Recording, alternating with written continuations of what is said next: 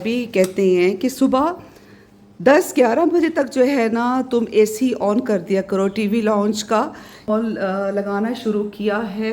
कमाल की उसके रिजल्ट्स हैं, कमाल का है वो।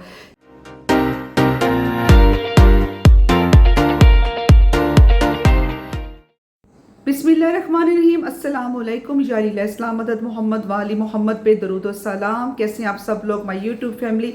अल्लाह ताला आप सबको अल्लाह ताला आप सबको अपने हिफ्ज़ व अमान में रखे। बाहर वो बिल्लियाँ ना लड़ रही हैं और मेरा बच्चा जो शेरू है ना वो घबरा गया। अच्छा अच्छा, नहीं नहीं, मैं खड़ी हूँ। और ना अपने पिंजरे पे ना ऐसे ऐसे से हो रहा है। और आप लोग कैसे हैं, खैरियत से हैं? अच्छा जनाब, मई का मंथ स्टार्ट हुआ हुआ है और आजकल खूब सोशल मीडिया पर शोर हुआ हुआ है कि आप अपना ख्याल रखें। ख्याल इस तरह से रखें कि आपने एक तो जैसे बाहर इस तरह से नहीं निकलना दिन के टाइम, स्पेशली सुबह 10 बजे से लेकर और सुबह 10 या 11 बजे से लेकर और दोपहर के 3 बजे तक, क्योंकि सनस्ट्रोक स्टार्ट होने वाला है और वो हमारे लिए बहुत ही डेंजरस है। उसके बाद फिर ये कि नींबू पानी पिएं।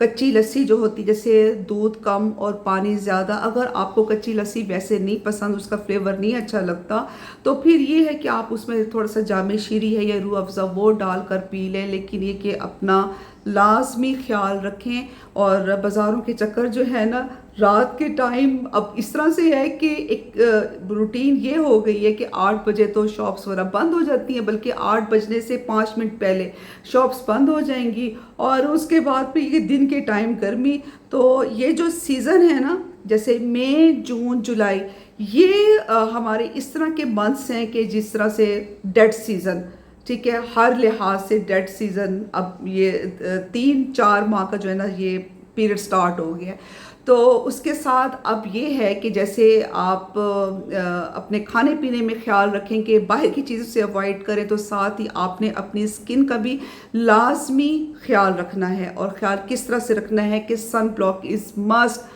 दिन में 2 से 3 मरतबा सन ब्लॉक आपने यूज़ करना है। सुबह जैसे आप उठें अपना मुँह हाथ वगैरह धोकर, और उसके बाद अब ये देखें जनाब, ये मेरी एसिलिक जो एसिड है ये ख़त्म हो चुकी है, ठीक है। एक तकरीबन ख़त्म हो चुकी है, बिल्कुल थोड़ी सी रह चुकी है। और उसके बाद फिर मैं क्या करती हूँ कि मैं आपको बताऊँ, उसके बाद फिर मैं लगाती हूँ विटामिन सी सीरम। अगर आप विटामिन सी सीरम दिन के टाइम लगाते हैं तो ये आपके लिए बहुत ज़्यादा इफ़ेक्टिव होता है, ना कि आप इसको रात को यूज़ करें। अच्छा व्यूवर्स, पहले तो मैं फ्रेश होने के बाद ये एजेलिक एसिड जो है ये मैं यूज़ करती हूँ स्किन और रिन मटर के दाने के बराबर। मैं आजकल इसको जैसे आप पहले मॉइस्चराइज़र लगाएं। अगर तो आपकी स्किन ड्राई है तो फिर आप मॉइस्चराइज़र लगा सकते हैं। लेकिन ये है कि आजकल जैसे कि वेदर चल रहा है तो मुझे इतनी ज़रूरत नहीं होती मॉइस्चराइज़र लगाने की ना। तो पहले मैं ये लगाती हूँ, उसके 10 मिनट्स के बाद थोड़ा सा वेट करना चाहिए। ये नहीं कि एक आपने चीज़ लगा ली तो फ़ौरन ही आप दूसरी चीज़ लगा लें। फिर ये मैं लगाती हूँ विटामिन सी सीरम, और सॉरी ये है जनाब प्राइम का विटामिन सी सीरम, बहुत ही अच्छा है। ये भाई भी लाए थे मेरे लिए, ईरान से 2 लेकर आए थे। एक मेरी ये बॉटल ख़त्म हो चुकी है और अब मैंने ये दूसरी अपनी बॉटल निकाली है। ऐसे है जैसे वाकई में आप ऑरेंज निकाल रहे हो, फ्रेश ऑरेंज जो है, इतनी ज़बरदस्त इसकी फ्रेगरेंस। और उसके बाद जनाब फिर उसके 10 मिनट के बाद मैं ये लगाती हूँ अपना 50 SPF जो ये सन ब्लॉक है। उसके बाद फिर जनाब आप अपने काम वगैरह करें। अच्छा, ये एक तो पहले ये मेरी होगी जो सुबह मॉर्निंग में जो मेरी एक रूटीन होती है।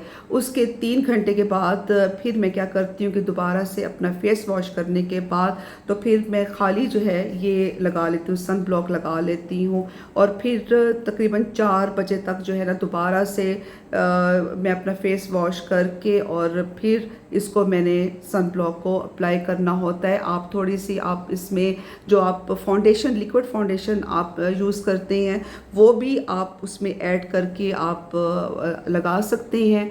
और जनाब ये मस्ट है अगर आपको अपनी स्किन अच्छी चाहिए। कुछ दिन हुए हैं मैंने एक नया रेटिनॉल लगाना शुरू किया है। कमाल की उसके रिजल्ट्स हैं, कमाल का है वो अगर आप मुझे कमेंट्स में मुझसे पूछेंगे कि कौन सा वो रेटिनॉल है, तब वो मैं आपसे शेयर करूँगी।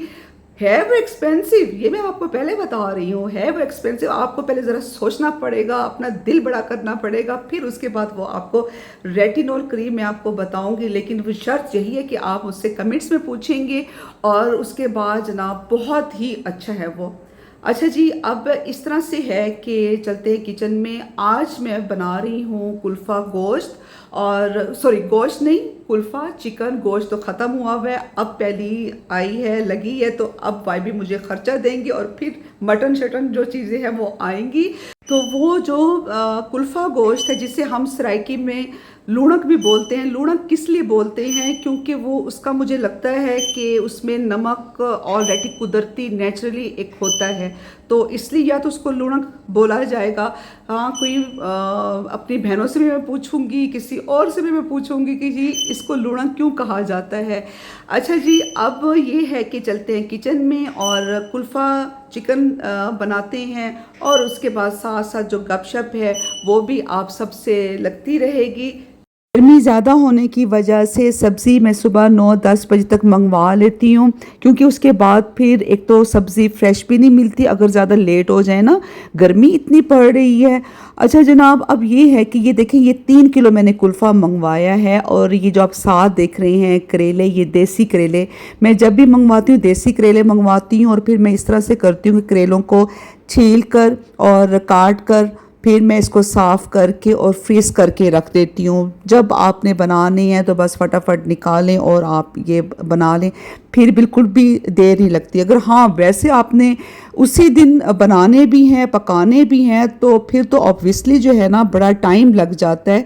और फिर कुल्फ़ा चुनने के लिए मैंने अपने मुलाजिम को दिया कि इसको मुझे ये साफ़ करके दो, क्योंकि अगर मैं करने के लिए बैठती तो मेरे 2.5-3 घंटे तो ऐसे ही ज़ाया हो जाने थे। एक तो ज़रा इसे चुनने से ना हाथ भी ख़राब होते हैं, चाहे वो पालक है, चाहे वो साग है, चाहे ये कुल्फ़ा है, तो इन चीज़ों से ज़रा हाथ तो होते हैं ख़राब। अच्छा, फिर ये मुलाजिम जो है ना, ये सारा दिन तो इसने मोबाइल पे लगे रहना होता है, चाहे ये जितना भी काम कर रहे होते, मोबाइल तो जिंदाबाद ना, वो इनके कान के साथ लगा हुआ है। मैंने कहा चलो ये मोबाइल पर अपना गपशप भी लगाता रहेगा और साथ साथ जो है ना इसको चुन भी लेगा। और धोते वक्त जो इसमें से निकलती है डस्ट, मट्टी निकलती है, मैं तो इसे खैर 5-6 मरतबा धोती हूँ, जब तक बिल्कुल साफ पानी नहीं हो जाता मैं तो इसकी जान नहीं छोड़ती, धो करना अच्छी तरह से। और फिर मैं इसको रख देती हूँ छलनी में, ताकि जो एक्स्ट्रा पानी वगैरह है वो भी ज़रा निकल जाए।